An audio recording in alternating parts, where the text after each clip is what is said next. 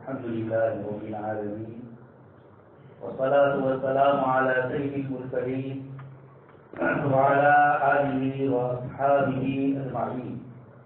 قال الله تبارك وتعالى في كلام المجيد والفرقان الحميد: أعوذ بالله من الشيطان الرجيم. بسم الله الرحمن الرحيم. وراودته التي هو في بيتها عن نفسه وغلقت الأبواب وقالت هيت لك قال معاذ الله إنه ربي أحسن مثواي إنه لا يفلح الظالمون. وقال النبي صلى الله عليه وسلم: يا معشر الشباب من استطاع منكم الباء فليتزوج فإنه أغض للبصر وأحسن للفرج ومن لم يستطع فعليه بالصوم فإنه له وجاء. صدق الله العظيم وصدق رسوله النبي الكريم ونحن على ذلك لمن الشاهدين والشاكرين والحمد لله رب العالمين. محترم و مکرم حضرات علماء کرام اور ایمان والے بھائیوں، اللہ تبارک و تعالیٰ نے اس کائنات کو پیدا فرمایا اور حضرت انسان کو اپنا نائب اور خلیفہ بنایا، اور انسانوں کو اللہ تبارک و تعالیٰ نے بہت ساری بزرگی، کرامت اور شرافت سے نوازا۔ اسی میں انسانوں میں تعلیم یافتہ سلسلہ جاری فرمایا۔ جانوروں میں یہ سلسلہ نہیں ہے، وہاں اولاد کی، تناسل کی، توالد کی، نکاح کا، یہ ساری چیزیں نہیں رکھی۔ وہ فطری طور پر اللہ تبارک تعالیٰ نے نیچر کے طور پر ان کا نظام دوسرا رکھا، لیکن حضرت انسان کو وَقَرَّمْنَا بَنِي آدم، اللہ پاک فرماتے ہیں ہم نے بنی آدم کو اکرام والا بنایا۔ انی جاعل فی الارض خلیفہ، انسان کے پیدا ہونے سے پہلے اس کے خلیفہ بنانے کا اللہ پاک نے فرشتوں سے اعلان فرمایا ہے۔ تو یہ اللہ تبارک تعالیٰ کا فضل اور احسان ہے کہ انسانوں پر اللہ تبارک تعالیٰ نے فضل فرما کر نکاح کا سلسلہ جاری فرمایا، اور نفاق یعنی زنا کاری کو اللہ پاک نے ناپسند فرمایا۔ انبیاء کرام علیہ السلام کا ذکر فرمایا، اپنی مختلف نعمتوں کا قرآن کریم نے تذکرہ فرمایا، تو ساتھ میں یہ فرمایا وَلَقَدْ أَرْسَلْنَا رُسُلًا مِّن قَبْلِكَ، آپ صلی اللہ علیہ وسلم کو ارشاد ہو رہا ہے کہ آپ سے پہلے ہم نے بہت سارے انبیاء کرام علیہ السلام بھیجے۔ وَجَعَلْنَا لَهُمْ أَزْوَاجًا وَذُرِّيَّةً، اور ان سب کو بیوی بچوں والا بنایا۔ اللہ پاک اپنی نعمتوں کا ذکر مختلف طریقے سے فرماتے ہیں۔ اس جگہ پر نعمت کا ذکر کرتے ہوئے فرمایا وَجَعَلْنَا لَهُمْ أَزْوَاجًا وَذُرِّيَّةً، نبیوں کو ہم نے بیوی بچوں والا بنایا۔ یہ عجیب جملہ قرآن کریم اللہ پاک نے ارشاد فرمایا، یہ انعام اور احسان کے طور پر فرمایا۔ دوسرے آیت میں ارشاد فرمایا وَمِنْ آيَاتِهِ أَنْ خَلَقَ لَكُم مِّنْ أَنفُسِكُمْ أَزْوَاجًا، اللہ پاک کی قدرت کی نشانیوں میں سے اللہ پاک نے سورہ روم میں بہت ساری نشانیاں اس رکوع میں ذکر فرمائی۔ انسان کی پیدائش کا ذکر کر کے سب سے پہلی نعمت ذکر فرمائی وَمِنْ آيَاتِهِ أَنْ خَلَقَ لَكُم مِّنْ أَنفُسِكُمْ أَزْوَاجًا، اللہ پاک کی نشانیوں میں سے کہ اللہ پاک نے حضرت آدم علیہ السلام سے ہی ایک ہی جوڑے سے اللہ پاک نے انسانوں کی نسل چلائی.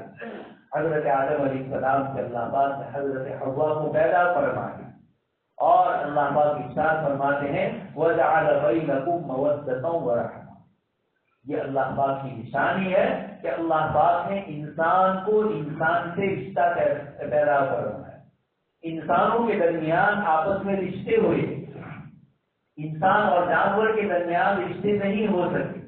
یہ بڑی نشانیاں اللہ پاک ذکر فرماتے ہیں. اور اس وقت کا انسان نیچر کا سہارا لے کر، فطرت کا سہارا لے کر، پرکرتی کا سہارا لے کر ایسی غلط چیزوں کے اندر مبتلا ہو چکا ہے، اور وہ بیچارہ یہ سمجھتا ہے کہ ہم دنیا میں ترقی کر رہے ہیں.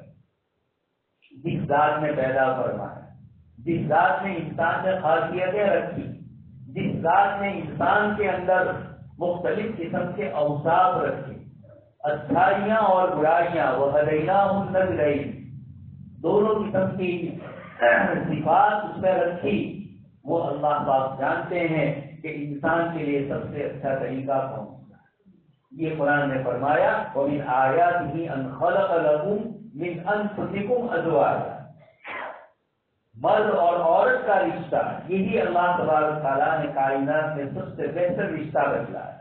انسان اور جانور بھی نہیں. اور انسانوں میں حدیث شریف میں آپ صلی اللہ علیہ وسلم نے فرمایا قیامت سے پہلے مرد مردوں سے شادی کریں گے، عورتیں عورتوں سے شادی کریں گی. آپ سن رہے ہیں، دیکھ رہے ہیں، دنیا میں مختلف تنظیمیں بنی ہوئی جو اس کو اور زیادہ آگے بڑھانے کی کوشش کر رہے ہیں.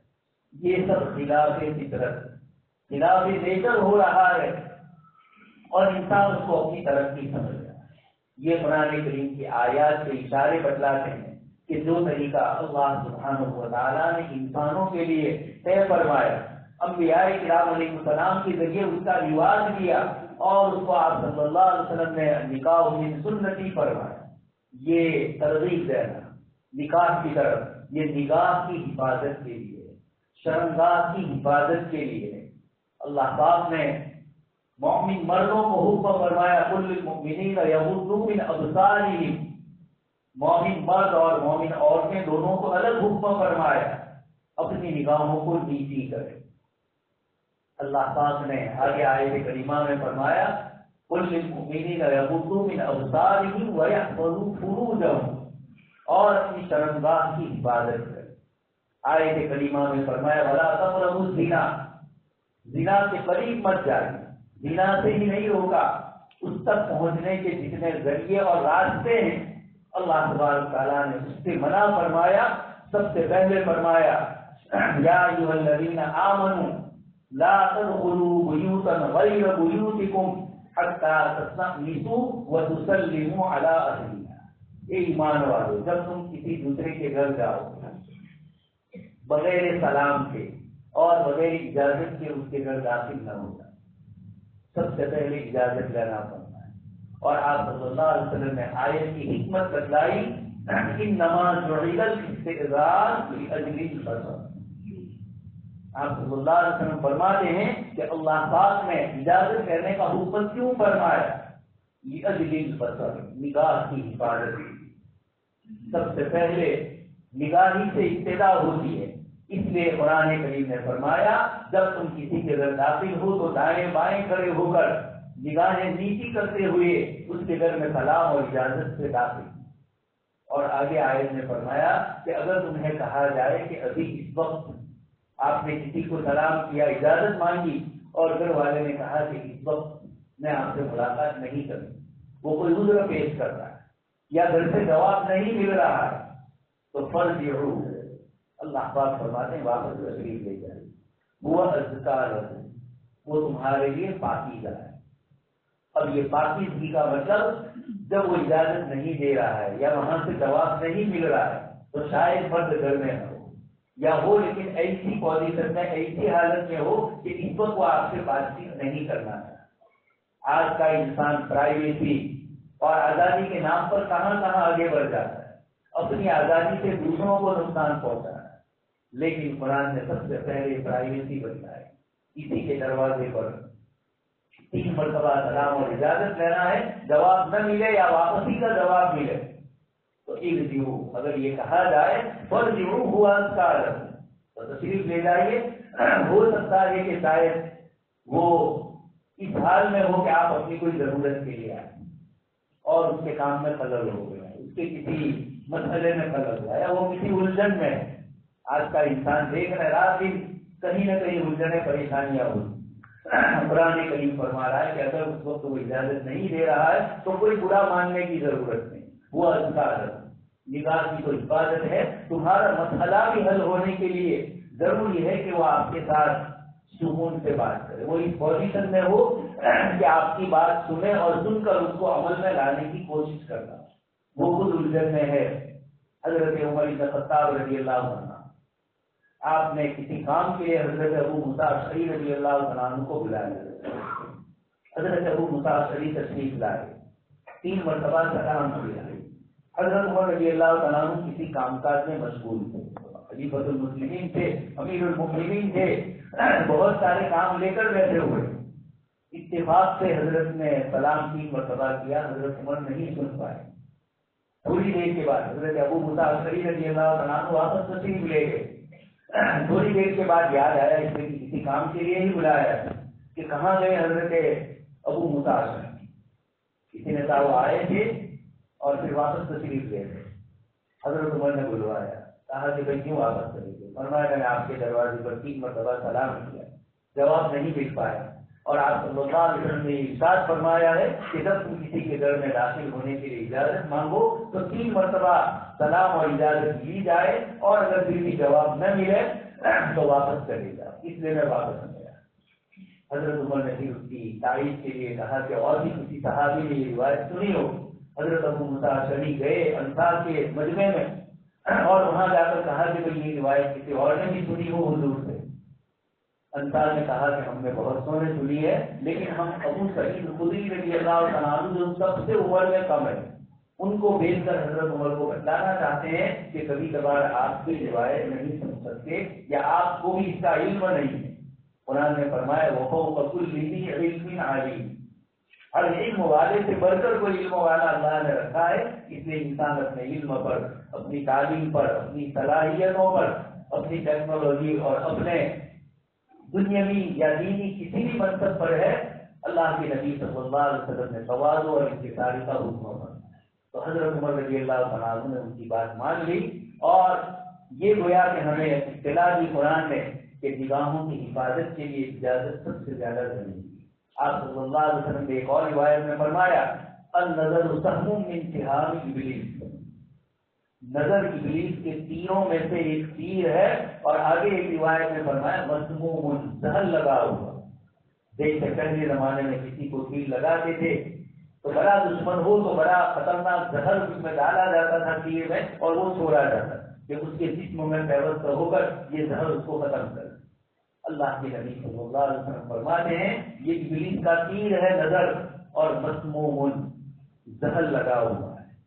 آدمی کی نظر میں کسی عورت اجنبیہ پر نگاہ پڑ گئی اور نفس اور شیطان نے بڑھ رہا ہے، اور پھر اس کے بعد انسان میں نماز کا رہتا ہے، نہ عبادت کا رہتا ہے، حتیٰ کہ کام کاج میں اپنے گھر اور بیوی بچوں کا بھی نہیں رہتا. رات دن ہم سب اس کے تجربے کر چکے ہیں، دیکھ چکے ہیں لوگوں کو کہ جو اپنی بیوی بچوں کو چھوڑ کر دوسری طرف چلا جاتا ہے تو ان نشانوں کی کوئی اس کو پرواہ نہیں، اس پر شیطان نشہ کرا دیتا ہے، وہی مسموم.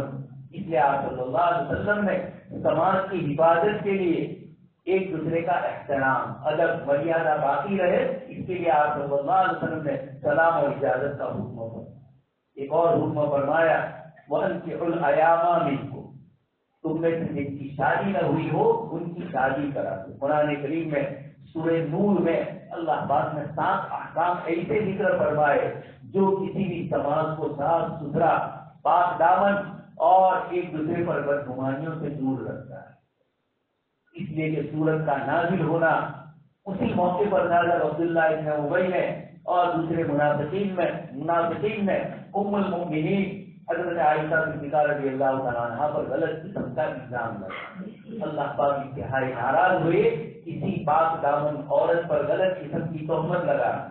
عورت پر بھی اور مرد پر بھی، لیکن چونکہ عورتوں کی طرف نسبت لوگ جلدی کر لیتے ہیں اس لیے قرآن کریم نے اشارہ فرمایا والذین یرمون المحصنات الغافلات المؤمنات لعنوا فی الدنیا والآخرہ، جو لوگ پاک دامن بولی والے عورت پر تہمت لگا رہے ہیں، حضرت عائشہ صدیقہ رضی اللہ تعالیٰ عنہ کی صفات تھی ہے، اس لیے قرآن نے اشارے فرمائے کہ جو اس طرح کی تہمت پاک دامن عورت پر لگائیں گے لعنوا فی الدنیا والآخرہ، دنیا میں بھی اور آخرت میں بھی اللہ کی رحمت سے دور کر دیے جائیں۔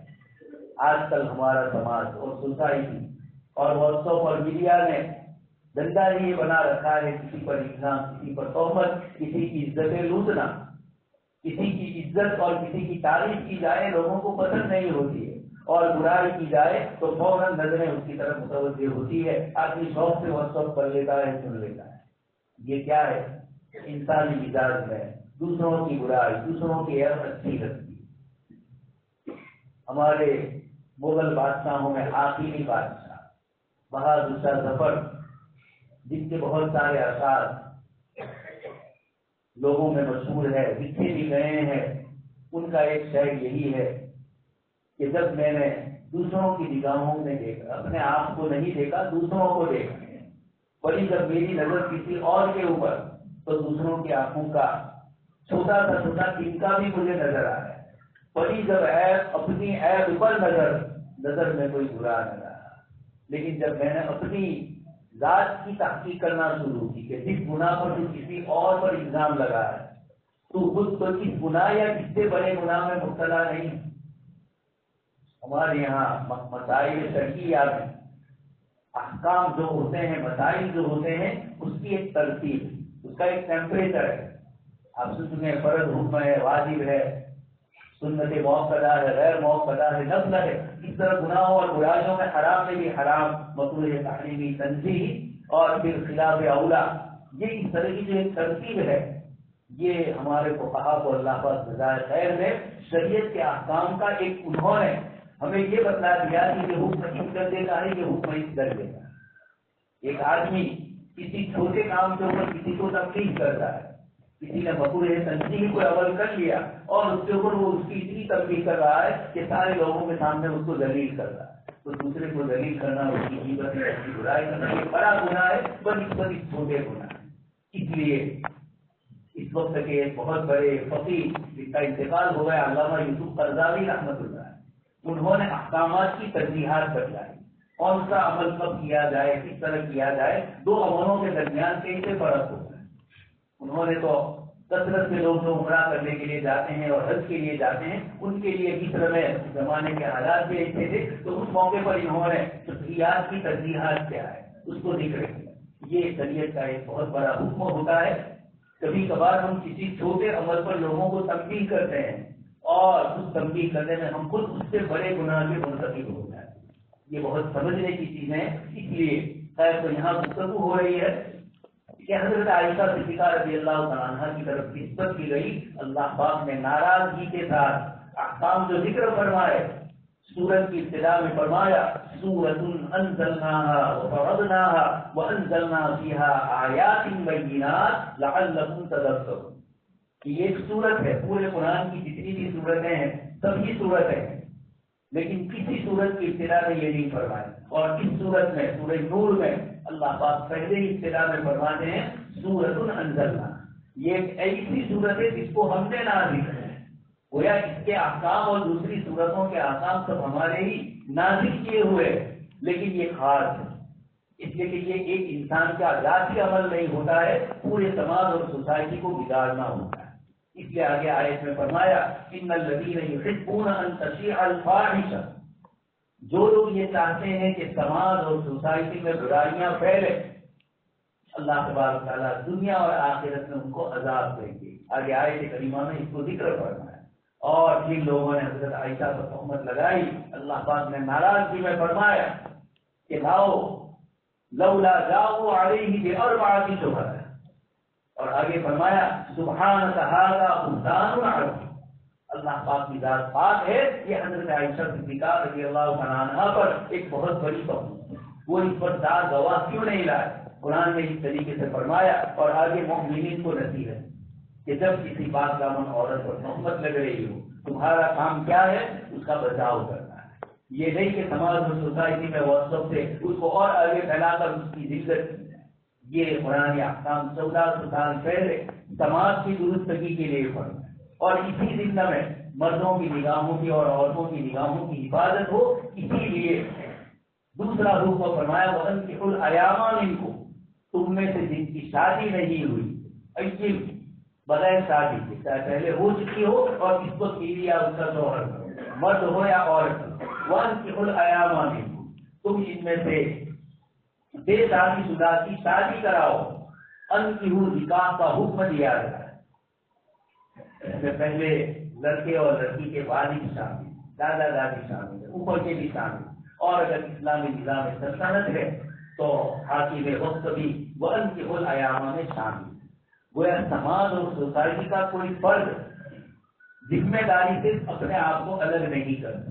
كُلُّكُم مَسْئُولٌ، تم میں سے ہر ذمہ دار. اور پھر ہر ایک کی ذمہ داری بتلائی، شوہر کی کیا ذمہ داری، عورت کی کیا ذمہ داری. یہ اسلام میں دونوں کے احکام بتلائے، مرد کے بھی احکام بتلائے ہیں، عورت کے بھی بتلائے. باریک اور لطیف چیزیں، بچے کی دودھ چھڑانے کا مسئلہ ہے، میاں بیوی اس کو مشورے سے دیں، اور قرآنی آیت میں اس کو ذکر کیا. عبادتیں ذکری ہے، ان کو صرف حکم دے دیا کہ یہ عبادتیں ادا کرو. ان کے طریقے نہیں بتلائے، وہ حدیث شریف میں آپ صلی اللہ علیہ وسلم نے بتلائے. لیکن معاملات، معاشرات، سماج اور سوسائٹی، اور خاص کر کے میاں بیوی کے مسائل، شوہر اور بیوی کے، یہ بڑے لطیف تعلقات ہوتے ہیں، یہ لوگوں کے سامنے ذکر نہیں کیے جاتے. اسی لیے حضرت عمر بن خطاب رضی اللہ تعالیٰ عنہ کے پاس ایک مقدمہ آیا میاں بیوی کا. آپ نے فرمایا اس مسئلے کو قرآن نے جیسے فرمایا کہ پہلے حل کرو، جب نہ حل ہو سکے تو ہمارے پاس آؤ. قرآن نے پہلے میاں بیوی کو بتایا اس طرح حل کرنا ہے. پھر اس کے بعد اگر ان دونوں میں ناسا کی زیادہ بڑھ گئی وہی قسم شقاق بینہما فابعثوا حکما من اہلہ وحکما من اہلہا، پھر اس کے بعد دونوں کے قریبی رشتے دار، انتہائی قریبی رشتے دار. حضرات مفسرین فرماتے ہیں کہ مسئلہ میاں بیوی کا ہے اور جوڑنا ہے. اس لیے لڑکے کے متعلق کوئی غلط بات لڑکی والے کہہ دے یا لڑکی کے متعلق کوئی بات لڑکے والے کہہ دے تو پھر دونوں میں جوڑ نہیں ہو سکتا، توڑ ہوگا. اس لیے قرآن وہاں فرماتا ہے کہ یریدا اصلاح، یہ جو لڑکے اور لڑکی کے رشتے دار گئے ہیں اگر ان کی نیتیں اچھی ہے، یریدا اصلاح یوفق اللہ بینہما، اللہ پاک ان دونوں میں جوڑ پیدا کریں گے، لڑکے اور لڑکی میں. اس پر پورا دار و مدار قرآن نے اشارے فرمائے لڑکے اور لڑکی کے جو قریبی رشتے دار. اس لیے مفسرین فرماتے ہیں کہ وہ رشتے دار جو اس مسئلے کو دوسروں کے سامنے نہ پہنچائے. اور آج کل آپ دیکھتے ہیں کسی نے کسی سے مشورہ کیا، حدیث شریف میں آتا ہے کہ ایک آدمی تم سے بات کر رہا ہو اور ادھر ادھر دیکھ رہا ہو تو سمجھ لو کہ یہ تم سے امانت کی کوئی بات کرنا چاہتا ہے. اس لیے یہ بات وہیں رکھو اور کسی کو نہ پہنچاؤ. المستشار مؤتمن، جس سے مشورہ لیا جاتا ہے وہ امانت دار ہوتا ہے. دوستوں اور بزرگوں، سماجی زندگی کے یہ مسائل ہے جس کو ہم نے چھوڑا اور آج سماج میں کرواہٹیں آ گئی، گھر گھر میں پریشانیاں. ایک طرف تو وہ قوم ہے جنہوں نے مذہب کو چھوڑ دیا اور جنہوں نے سماج اور سوسائٹی کے مسئلے اپنی عقل، اپنی سمجھ اور نیچر اور اپنی آزادی اظہار رائے، فریڈم، انہوں نے ہر چیز کے اندر کر دیا. اس چیز میں بھی فریڈم اور رہنے میں بھی فریڈم اور ہمارے حقوق کی باتیں کر کے وہی یوروپ جو سائنس اور ٹیکنالوجی میں بہت آگے، دنیا بھر کی نعمتیں اور فراوانیاں انہوں نے محنت کر کے ہم تک پہنچائی، لیکن سماجی زندگی میں وہ وہاں فیل ہو چکا ہے. بڑے بڑے یوروپ کے ماہرین جو اسلام کے ہیں، اسکالر ہیں، انہوں نے کہا کہ ہماری سماج کی پتلی نیچے اتر، نہ مرد اور عورت کے تعلقات صحیح رہے، نہ باپ بیٹے میں، نہ بیٹی اور ماں میں. وہاں اس قسم کی چیزیں 15-16 سال کی عمر کے بعد ہر ایک آزاد. ہمارے یہاں جیسے سوچا جاتا ہے شادی سے پہلے ہی ماں باپ یہ سوچتے ہیں کہ لڑکی کو الگ سے کیسے لڑکے کے ساتھ رہے، خاندان کیسے چھوڑ کر کرے. شریعت اور اسلام نے لڑکی کے بہت سارے حقوق بتلائے ہیں، وہ شوہر کو ادا ضرور کرنا ہے. اسی طریقے سے لڑکی کو بھی جو شوہر کے حقوق، قرآن نے فرمایا وَعَاشِرُهُنَّ بِالْمَعْرُوفِ، مردوں کو حکم دیا عورتوں کے ساتھ بھلائی کے ساتھ اچھی طریقے سے پیش آؤ. وَلَهُنَّ مِثْلُ الَّذِي عَلَيْهِنَّ بِالْمَعْرُوفِ، جیسے تمہارے اس پر حق ہے اسی طریقے سے ولہن ان عورتوں کے بھی تمہارے اوپر وہی حق ہے جو تمہیں کیا تمہیں جو حق دیا. یہ قرآن کریم نے حقوق میں مساوات فرمائی, برابری فرمائی. اللہ تبارک تعالیٰ نے قرآن کریم میں احکام اتنے تفصیل سے ذکر فرمائے جتنے اور احکام سورہ نساء, سورہ بقرہ اور سورہ طلاق, سورہ نور, ان سورتوں میں اللہ تبارک تعالیٰ نے مردوں کو اور عورتوں کو اتنے احکام ذکر کیے ہیں کہ جس پر عمل کرتے ہوئے سماج اور سوسائٹی انتہائی چین سکون اور امن و عافیت کے ساتھ رہے. ایک دوسرے کے ساتھ جو مسائل کھڑے ہوتے ہیں گھروں کے اندر, ہم میں سے ہر گھر کا یہ مسئلہ ہے, کسی ایک کا سوال نہیں ہے. یہ تمام وہ چیزیں ہیں جب آپ صلی اللہ علیہ وسلم کے احکام کو ہم چھوڑیں گے, شریعت کے بھی بتلائے ہوئے احکام کو ہم چھوڑ لیں گے, بڑوں کے آداب اور بڑوں کے اصول ہمارے پاس نہیں رہیں گے, تو آہستہ آہستہ ہمارا سماج بھی اسی طرف جائے گا جس طرف یوروپ کا سماج گیا ہے. حضرت مولانا تقی عثمانی صاحب دامت برکاتہم سوئٹزرلینڈ جا رہے ہیں اور وہاں ٹیکسی کا ڈرائیور تھا, بڑی عمر کا تھا اور بڑا لکھا تھا, 40 سال کی عمر ہو گئی تھی, شادی نہیں ہوئی. حضرت نے اس سے فرمایا کہ تمہاری شادی نہیں ہوئی, بتا دیں کیا تمہارے ماں باپ زندہ ہے, کہا بھائی بہن. تو اس نے تعجب سے کہا کہ میری شادی سے میرے بھائی اور میری بہن کا کیا تھا, یوروپی سماج 15-16 سال کے بعد ماں باپ کو چھوڑ دیتا تو بھائی بہن کا سوال کہاں ہے. اس نے کہا میرا اور میری بھائی بہن کا کیا تھا, جبکہ ہمارے یہاں پہلے بھی اور ابھی بھی جو معاشرہ باقی ہے, بڑا بھائی چھوٹے بھائی کے ساتھ, ایک باپ جیسے بیٹے کے ساتھ شفقت کرتا ہے اسی طریقے سے کرتا ہے, اور چھوٹا بھی ادب اور لحاظ ملحوظ رکھتا ہے اگر تو وہ بھی اس کو اپنے باپ کے درجے میں سمجھتا ہے. یہ چیزیں اس سماج سے نکل گئی, اس لیے وہ کہہ رہا ہے کہ آپ کا سوال ہی سمجھ میں نہیں آتا, اس لیے کہ وہ سماج تھا جہاں 15-16 سال کے بعد ایک دوسرے سے سارے تعلقات. اس لیے یہ سمجھ میں آتا ہے کہ یوروپ نے دیکھتے سائنس اور ان چیزوں میں ترقی کی, سماجیات کا مسئلہ انسان خود حل نہیں کر سکتا. اگر کرتا تو یوروپی سماج کے مسئلے کو حل کر سکتا تھا, لیکن سب سے زیادہ فیل ہوا اس لیے کہ انسانی خواہش اور انسانی چاہت پر بنیاد رکھی اپنی عقل کے اوپر. اس کے مقابلے میں اللہ پاک نے قرآن کریم کی آیات اور آپ صلی اللہ علیہ وسلم نے احادیث مبارکہ ذکر کر کے بتلا دیا کہ جب تم صحیح طریقے سے رہو گے تو اللہ تبارک تعالیٰ کی طرف سے تمہارے مسائل حل ہوں.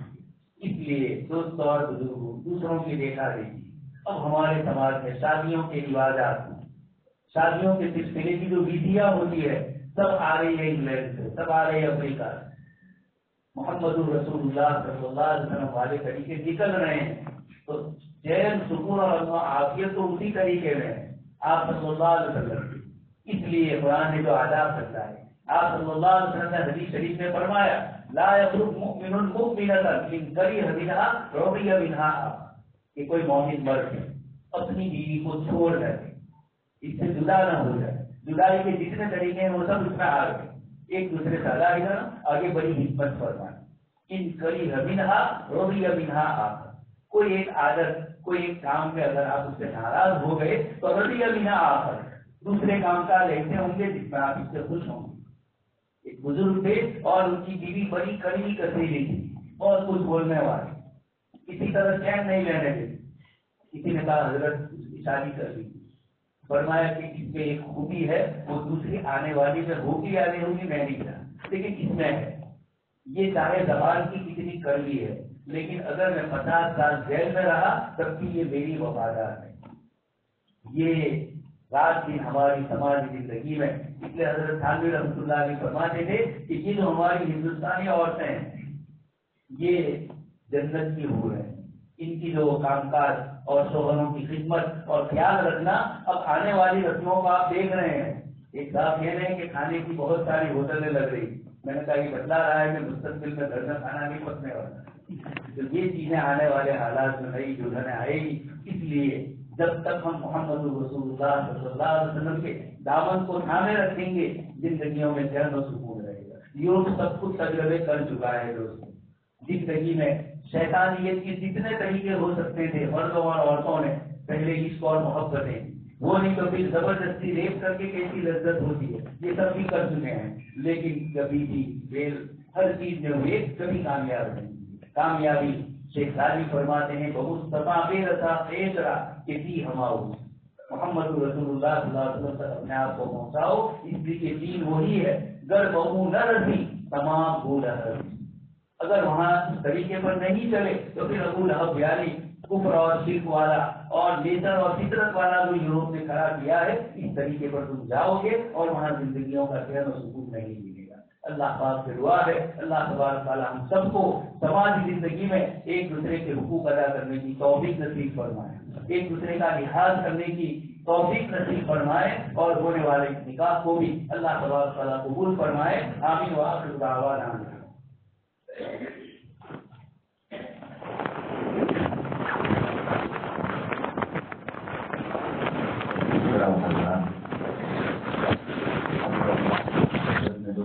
اللہ تعالیٰ ہمیں اس پر عمل کی توفیق عطا فرمائے۔